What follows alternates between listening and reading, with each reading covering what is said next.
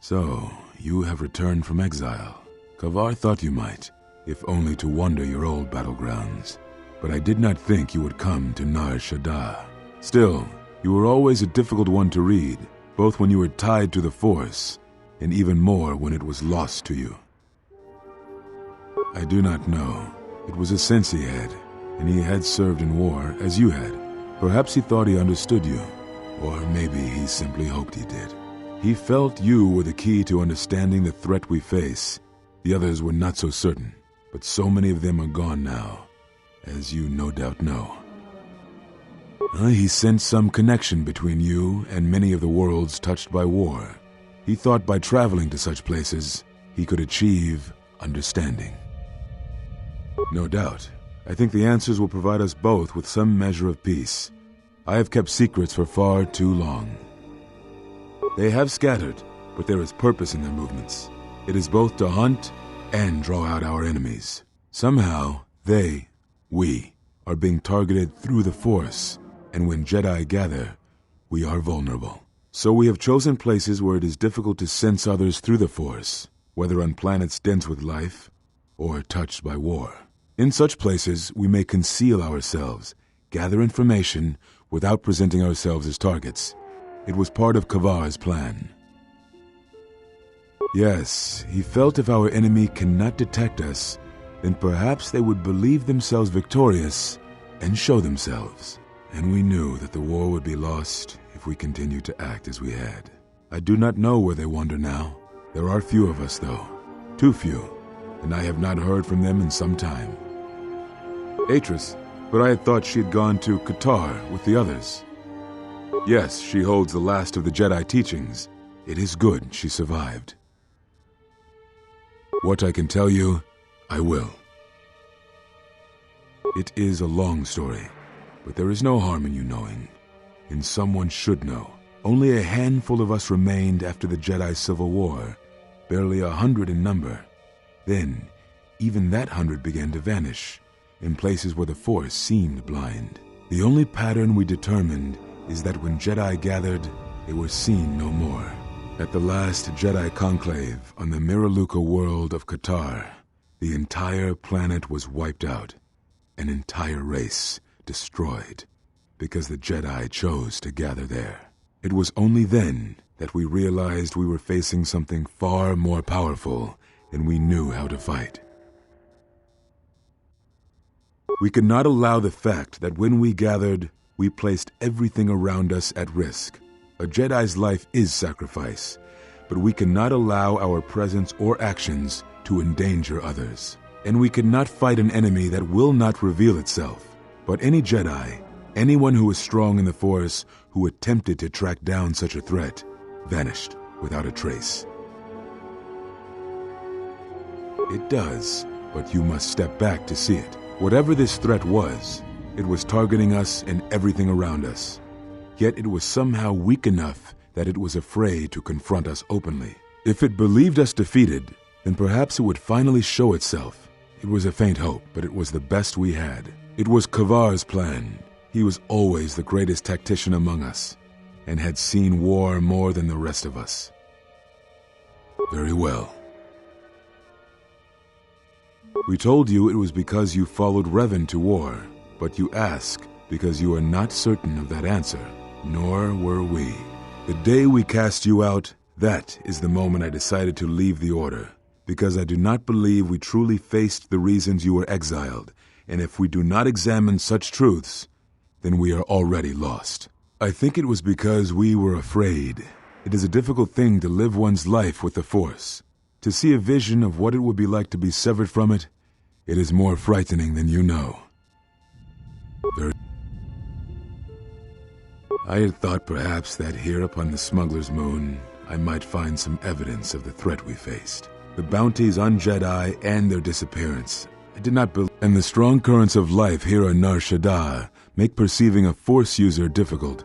I could use it to cloak my movements and watch without being discovered. Very well.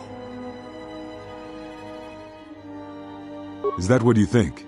We did no such thing, but it is a technique that has been used as punishment in the past, yes. It is a rare sentence, and to my knowledge it has only been done once, at a moment where a Jedi discipline has failed. What caused your loss, I fear, was different.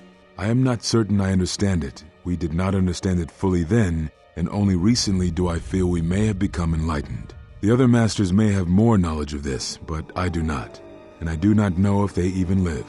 Does it matter? It seems your power has returned. Perhaps the loss was not a loss at all.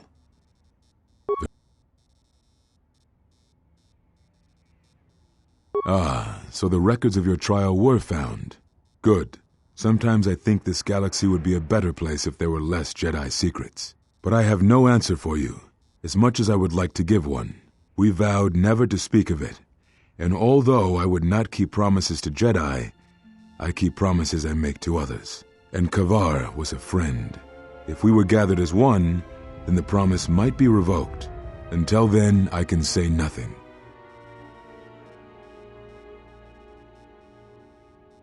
Very well. Yes, such bonds are a connection that can be formed at moments of crisis, or in the slow understanding that grows between master and apprentice. It is most common between two beings who are sensitive to the Force. It allows the transmission of feelings, of influence. It was something you were gifted with, as I recall, before your fall.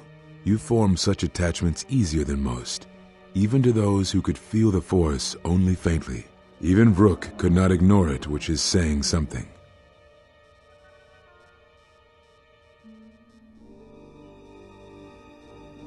That is most unusual and unnatural. I have never heard of a bond of such strength.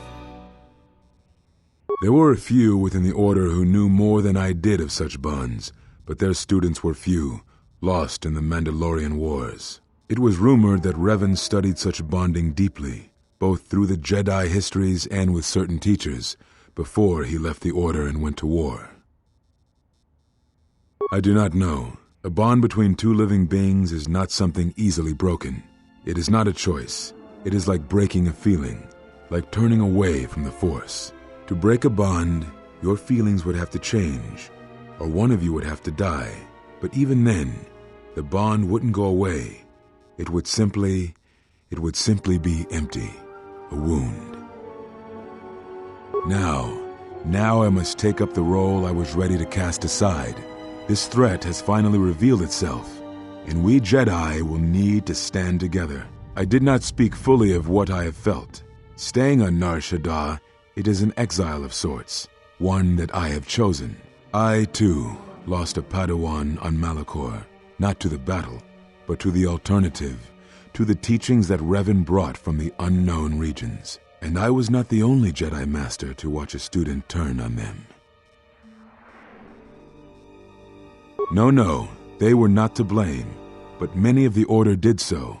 It was a difficult time, a time of strong emotion. Perhaps the Council, perhaps the Order itself, had grown arrogant in their teachings. It is easy to cast blame, but it is perhaps time the Order accepted responsibility for their teachings and their arrogance, and come to recognize that perhaps we are flawed. Not once did I hear one of the Council claim responsibility for Revan, for Exar Kun, for Ulic, for Malak, or for you. Yet, you were the only one who came back from the wars to face our judgment. And rather than attempting to understand why you did what you did, we punished you instead. Our one chance to see where we had gone wrong, and we cast it aside. And now, that decision has come back to us and may carry with it our destruction. Perhaps there is something wrong in us and our teachings, and though I tried, I could not cause that thought to leave me, so I left the Council. And I was not the only one. That is why many scattered, and why many in the Republic do not trust us, and why we do not trust ourselves. Make no mistake, I am no Jedi. This is the end, you see. After this, there will be nothing, and I think it will be for the best. Do you wish to do battle now? I have nothing more to say.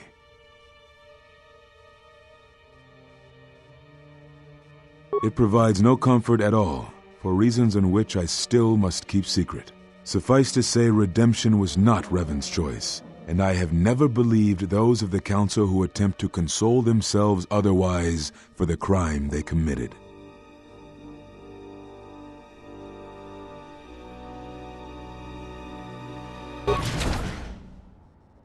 But we have spoken enough, I think, in words I think dull us both. Let us speak through the Force, through sparring. This form you may have already seen much of during the Mandalorian Wars, but it is fitting to speak using elements of the past, I think. Ataru is the name given to the movements of this form.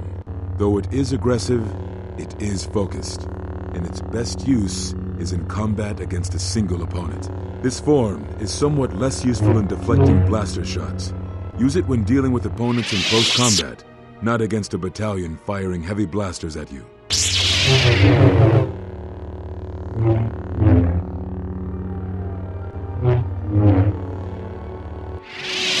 Perhaps exile has been good to you indeed. It has certainly not dulled your instincts, nor the speed at which you learn. I shall go to Dantooine, to the ruins of the Enclave. If you gather the others, I will meet you there. And thank you, Exile. You're returning. It is good that you are back among us.